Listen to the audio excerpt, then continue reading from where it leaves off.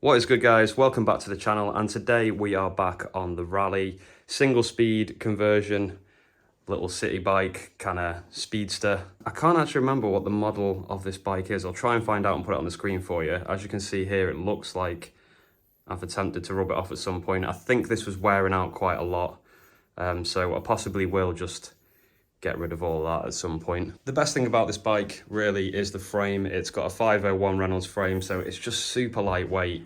And now that I've stripped quite a lot of the components off it, it feels even lighter. So it's a really nice bike. The only downside to this one is that the frame is huge. It's a large frame, and even for me, I'm 6 foot tall. You kind of have to put it down to the side to get your leg over it to get on it. So I think that's one of the main reasons I'll be moving it on. Someone either my height or taller would probably find it okay, but yeah, I want something with a slightly smaller frame. So today, I'm just going to start stripping this down. I'm going to take the handlebars off because I'm going to do a conversion on that and put some straight kind of mountain bike style handlebars on it, but we'll see what's available when I go to purchase. And the other thing that I need to do with this is change this gear ratio. This isn't working too well. It's really good for acceleration and you can get up to speed very quickly, but you quickly top out on speed with this. So I definitely need to swap that out for a smaller cog, and that means I'm gonna have to change the length of the chain. Now, this is where problems could come in because luckily with this gear combination, I've been able to get the right amount of tension in the chain without the need of a chain tensioner. That could change when I swap to a smaller cog. It could end up that I need a chain tensioner, which will attach into here and go onto the chain, but we'll see what happens. So that's what I'm gonna do today. Change that, redo the chain, hopefully get that to the right length and remove the handlebars and start stripping that down, ready for some new handlebars. One thing that I forgot to mention as well, I actually have just been running a rear brake on this bike, but I think when I get the new handlebars, I might go back to front and rear brake, but we'll see. That is obviously more money and more maintenance, but it might be an option because it just seems like a good idea to have two brakes. So yeah, let's remove this headset. We need the right Allen key for this. And it is a 6.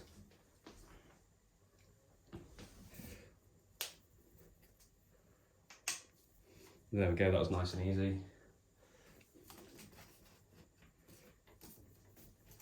So yeah, you can see here that I've got a quill stem, and basically what you can buy is a kind of quill to, and I don't know what the other type of headset's actually called, but so you can actually mount a more beefy kind of handlebar stem, and then you've got more choice with handlebars basically. So I'm hoping that this is a 22mm quill. I need to measure it. That's the plan for this. So basically when I've got that, it will just kind of look like this. So if you imagine you get rid of all this area, it just basically is this part here, and then you can attach a stem to the top of that. So that's loose now. We'll get this brake off. I'm not sure if this brake actually comes off. I might have to take off this this bar wrap in order to do it. I think it might have to slide off, but we'll find out shortly. But yeah, guys, this stand that I bought, I know I did the video about it in the last video, but honestly, if you're thinking of working on bikes, you've got to get one because I've never had one of these, and just having it, even for these little jobs that I'm doing right here, it's just making it so much easier. So I'm really, really glad that I picked this up. You can see that it's going to make working on bikes that much easier, and I'm going to be doing a lot of that this year, hopefully, so it's definitely a wise investment. And yeah, there's no way that this brake lever is going to come apart. It's kind of just like a cast metal piece. There's no flexibility in it at all. I think it's actually from a BMX, if I turn this around. Yeah, it's like a GT BMX lever. I really like it just because it's really small, and I like, you know, it doesn't take up much space around the handlebars. It's quite discreet.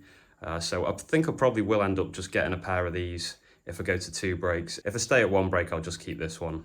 And yeah, it's got a nice shape to it, really ergonomic for your fingers. So yeah, there's nothing wrong with this basically. But yeah, in terms of getting this off, this is going to have to slide off somehow. So we're going to have to take the tape off this handlebar. These track bars are actually really nice. They're a really nice shape, so I'll probably keep them for another project. I might actually keep these for the fixie project, which I'm going to be doing next. I think I mentioned that in my last video. I've got a fixie bike which is completely stripped down at the moment. I'm going to be building that up after I've done the work on this. Didn't really get a lot of use out of these. That's the problem with winter, isn't it? It just makes you start playing around with things because you can't actually get out on your bike.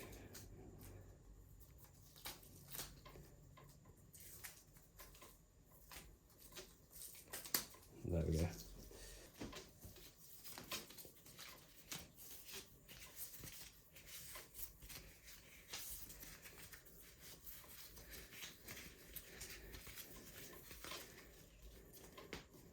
Okay, so that's that stuff sorted. I just need to get this brake lever off now. Hopefully this just slides off here now. It's very tight. And you can actually see that there are some scratches on the handlebars because of this. It's actually just a little bit too tight. So what I might do with this for now is just take the cable out, and I might actually just get a new lever altogether for this. I could keep this lever on here and use it for my other project. Then I don't have to risk scratching all the bars and everything. So that's probably the best idea right now. Okay, so after spending too long trying to figure that out, it turns out it was a lot easier just to loosen the cable at the back of the bike, and that's given me loads of slack now, so I can just line these up and hopefully pull the cable out. There we go. And that is now disconnected, so we can just take this out and we're all good. That's that bit done. We'll just pop those back in there for now, and now we can move on to the chain. Okay, we're now down here at the chain, and I have this brand new chain tool, which I bought from Amazon as well. I'll leave a link to this in a description. And it comes with this little tool, which is quite useful, which will hold the chain in place. So even when you cut the chain or break the chain, it won't go flying off everywhere. This is just going to hold it in place. So I've only done this once before. So this is a kind of mess around and find out situation. And that's going to be the case with a lot of things that I'm doing on this bike.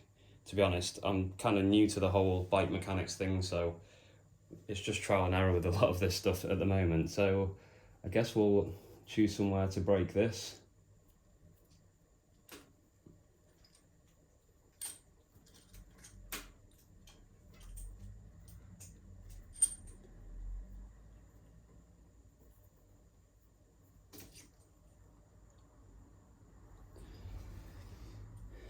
And there we go, you can see in action there that it holds the chain in place. I don't know how useful that is, and I've pushed the pin right out there.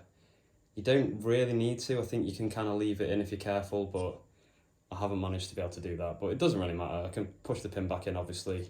Now I will have to just remove the chain anyway, but I can hopefully just leave it over the front cog, and then we can attack the back. So I've got 2 chain whips for this part, and I'll explain why in a little minute. So let's get this chain off here.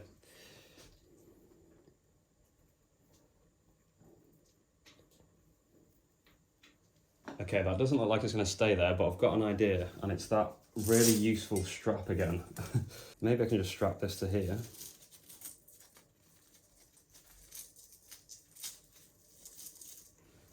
There we go. That's holding that in place. It's a quick release wheel, nice and easy, hopefully.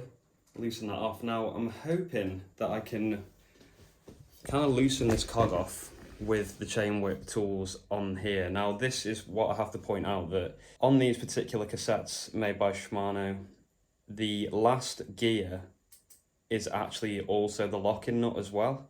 So you can see here the aesthetic of it is a bit weird, but that's just the way that I've had to do it. You can probably get a cog somewhere that can replace that, but I don't know the size of it or anything, so I've just gone with this look for now. So basically I need to hold this cog and crack this one, and then I can loosen it all off and change the gear. So yeah, I was mentioning about the chain tensioner before going on here, and it's because of the way that these dropouts go. There is a little bit of room for adding tension to the chain, but there's not much, so sometimes you do need to buy a chain tensioner to come off here. That's the reason why people run chain tensioners, because these dropouts run the wrong way. If they ran that way, you could pull the wheel back in them and add tension, but because they fall that way, you can't do that. So that is the reason why, from my research anyway, that's the reason I found that you have to run a chain tensioner.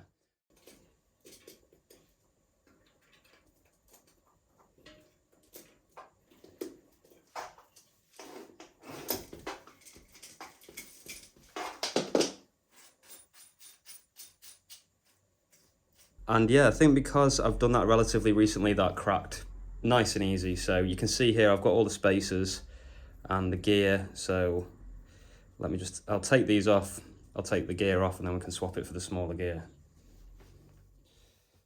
Okay, so these are all the alternatives that I have from the original cassette. Obviously these would have all been spaced out. So I think we've got two choices, maybe three, no, two. I think it's these two. So I think I'm only going to go down one because I don't want it to become unrideable because it's so stiff. So I think I'm going to go down to this one size. If it's wrong, it's not that difficult to try it again with this one. So I'll try this size. Probably should look up ratios online and see if there's a way you can calculate a ratio, but screw it. We'll do some experiments and find out instead. We'll do it the long way, but the more interesting way. So yeah, I'm going to try this one, and we'll see how we get on with that one. So because I've already done the alignment with the spacers, I know that that's right again. Let me just check that this is the right way. That actually wasn't the right way, so I'm glad I checked that. That can go on there. All the spacers can go on there, and I'll show you how that works in a minute. I think there's a washer there as well from the original cassette. That goes on. And then yeah, it's a bit of a shame because of the aesthetic of it all, but this then is the locking nut, this extra gear.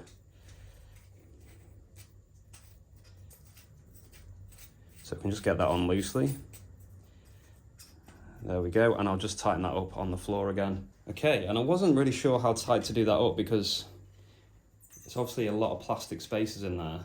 So I didn't want to crush those, so I've just done it pretty snug. Now I think by design, these things can't unloosen themselves, so it should be okay. So there we go, we've got the smaller cog on now. It looks absolutely tiny. I wonder if I've gone too small with that. I think the only other one that I've got is actually even smaller, so there's not much choice. I think it must have been 1, 2, 3, 4. Yeah, it's a 6-speed cassette. So that is the next size down. As you can see, it's only a little bit bigger than the locking nut, so it does look a bit odd. But if it works, that's the main thing. So now we can work out how much we need to take out of the chain and yeah, put the chain back together again, and then we can give it a test ride. And I've just discovered why you don't pop out the pin, because this is going to be really difficult now to get back in again. So yeah, good bit of advice there, which I've just learned, is to keep the pin in the chain, so then you just have to push it back through, you don't have to line it all up again. I don't really know if I'm going to actually be able to do this. Right guys, unfortunately I've messed up here, and if you are doing this with a chain, make sure that you don't push the pin all the way out. Now I'm going to have to somehow hack this back in. I think I'm going to have to just tap it gently with a hammer to get it started. So basically when you're pushing a pin out of the link, just leave it slightly in, very, very slightly in, and then you can just push it back through when you're done. I've made the mistake of popping the pin completely out, yeah, and it's made life a lot more difficult for me, so I'm going to try and sort out this mess now. Right guys, so by some absolute miracle, I've managed to get that pin back in the chain. I basically kind of tapped it back in with a hammer and then had to straighten it all up and stuff. Basically, don't be like me, don't push the pin all the way out of the chain. It makes it a right pain in the backside. So the chain's on, and I can hook it up now with the back of this.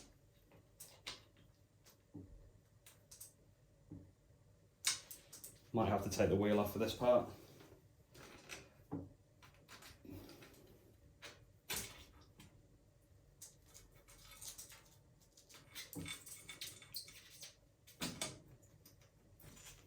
There we go.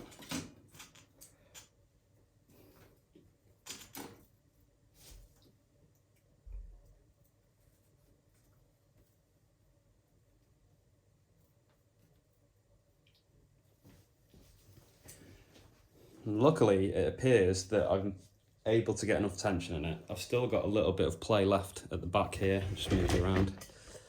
You should be able to see there. I've still got some play in it, and yeah, there's quite a lot of slack in it, but I can take some of that out.